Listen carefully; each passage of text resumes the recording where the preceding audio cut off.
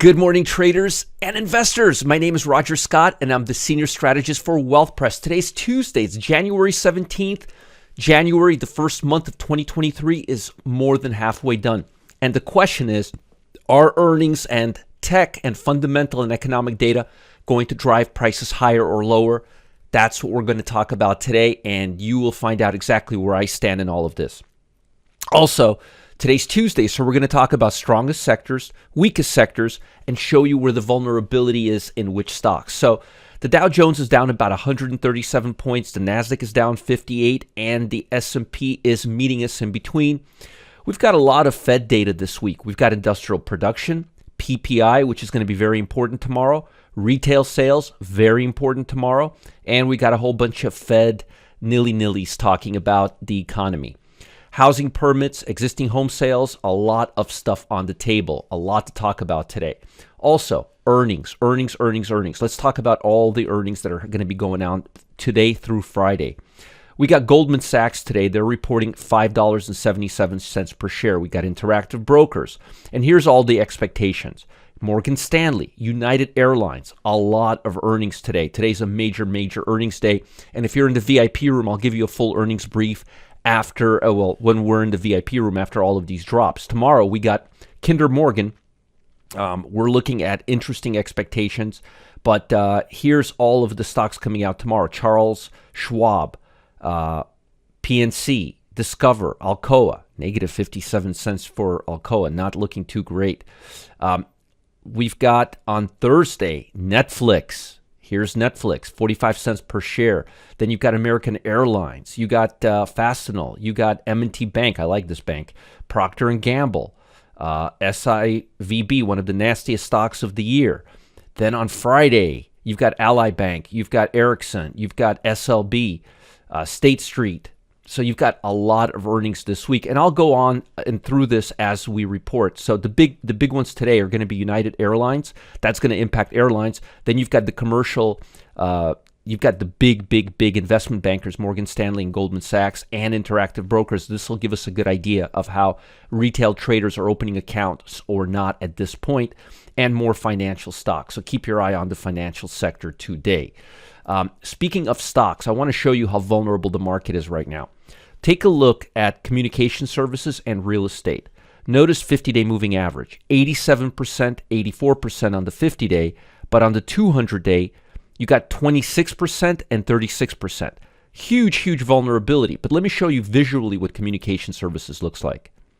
This is a 5-year chart. Let's go to a 20-year chart. This goes back to 7 years, doesn't go past 7 years. But this is the levels we're talking about right now. Notice what happens when we get above these levels. We get really overbought. So be very cautious right now, especially when you have communication sector. And I'm kind of trying to connect the dots for you, especially when you have a 1 month activity or a 3 month activity looking like this. This is what the 3 month activity looks like. So do you think we're going to go much higher right now? I don't think so. 6 month activity, look at where we're at right now. I think this is algos trying to shake us out, and we're going to come right back in. And I'll show you other evidence of that. Real estate, look at real estate. This is the real estate sector. Above, how many stocks are above the 50-day moving average? Look at where we're at right now. So there's a lot of vulnerability in real estate and communication sectors. Trading them to the short side may not be the worst idea. Look at real estate, not looking all that great.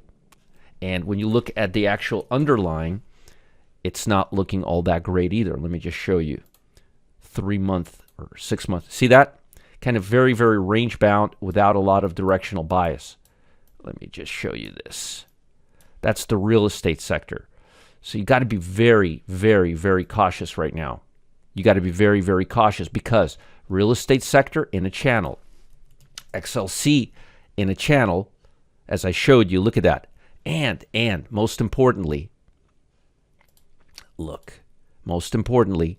they're really overbought here, but there's hardly any above, only 25% are trade above the 200-day moving average and 36.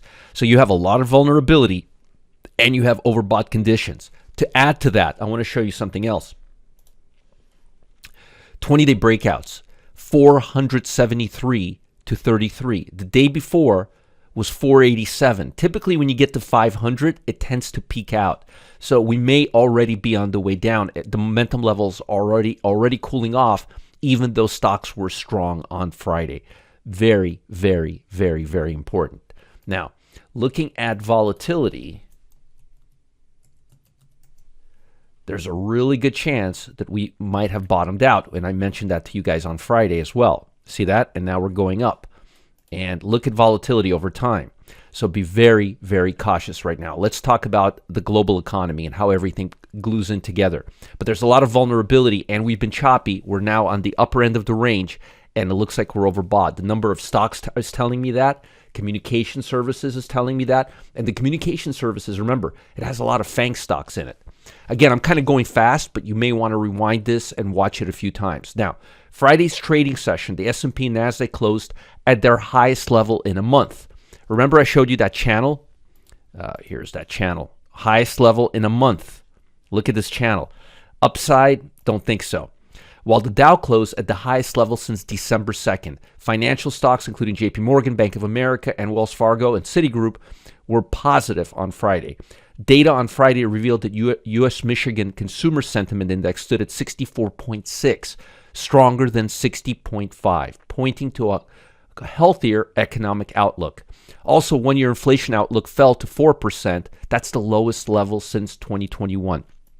Now, in the coming weeks, U.S. retail data numbers for December will be the main highlight as investors look for further indications that the Federal Reserve's aggressive rate hikes are cooling the economy. In addition, market participants will be eyeing PPI, core PPI, that's coming out tomorrow, retail sales, industrial production, a whole slew of numbers coming out later in the week.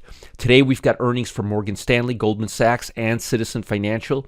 They're going to be reporting today. Quarterly earnings for the S&Ps are expected to fall 2.2% from a year ago, compared with expected drop of 1.6% at the start of the year. Not a huge difference, but worse than what we expected in the beginning of the year.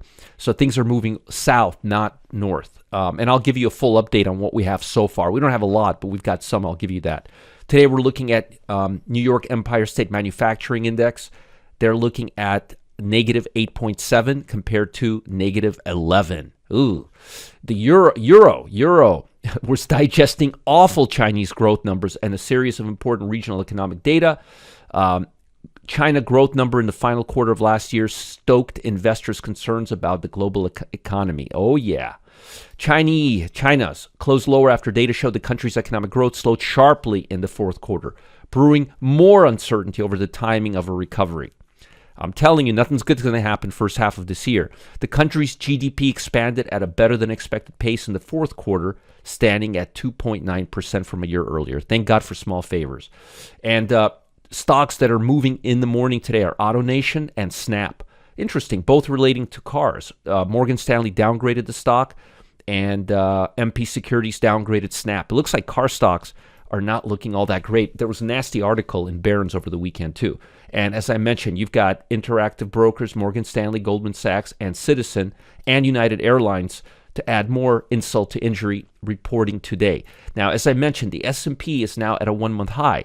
But I believe, because you know how I feel about algos, I think algos are triggering investors' sentiment into believing that we're going higher. But I believe the trend is still predominantly weaker, and the market is going to back away, not cool off. I think we're going to go lower, not higher from this point on. The number of stocks breaking out is telling me that.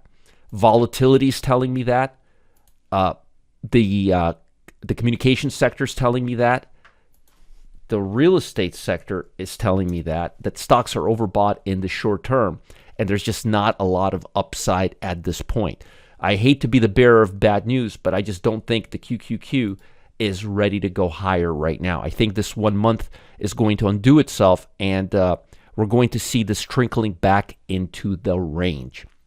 Now, as far as the strongest sector today, let's go to StockFetcher. The strongest sector right now, I'm sure you're not going to be surprised by this, is the energy sector, followed by industrial sector, followed by basic materials. And then you got financial and consumer staples and healthcare. It's finally starting to look normal again. Real estate is even above the 3 tech sectors, which is how it should be. But again, I think communication services and real estate are going to start cooling off once again. Energy is where you want to be long. Consumer discretionary is definitely where you want to be short. I'm not buying this 1 month rally in stocks at all, not for a minute. We're overbought right now. We're very vulnerable, and I'm not buying it. So in terms of the strongest stock, let me give you the strongest stock. Let me do this for you. This will be very easy. The strongest stock, Marathon Petroleum, HES, Oxy, and Schlumberger. Can't go wrong on any of these top 5. You've got Hess, Marathon, Oxy, and I like all of them, and SLB, and Valerio, and Lamb Weston. All of these are good, but I'd go with the energy. I wouldn't go with Lamb Weston right now. Exxon, Valerio, Schlumberger, Occidental, Marathon. Can't go wrong. Consumer discretionary, oh boy. Tesla. I'm going to talk about Tesla in my VIP room today. I've got some interesting information. I did some research on it. I'm not liking what I'm seeing, but Tesla's a sell. Dish, oh, there's my Dish. Dish to sell. Carnival definitely to sell. Expedia sell. CarMax sell. Seagate sell. As a matter of fact, we're short Seagate right now, and Under Armour and Caesars Entertainment. My sentiment has not changed. Now, before I let you go, folks, gas prices, they're skyrocketing. The U.S. Strategic Petroleum Reserve is at a 40-year low. Nord Stream pipeline was recently sabotaged. And let's not forget, the war between Russia and Ukraine is still going on really, really strong. Energy prices in Europe are up 700%, and millions, and I mean millions of people are struggling to heat their homes as we approach the coldest month of the year. And by the way, I've been telling you, natural gas, Germany, we've been talking about Europe staying cold this winter.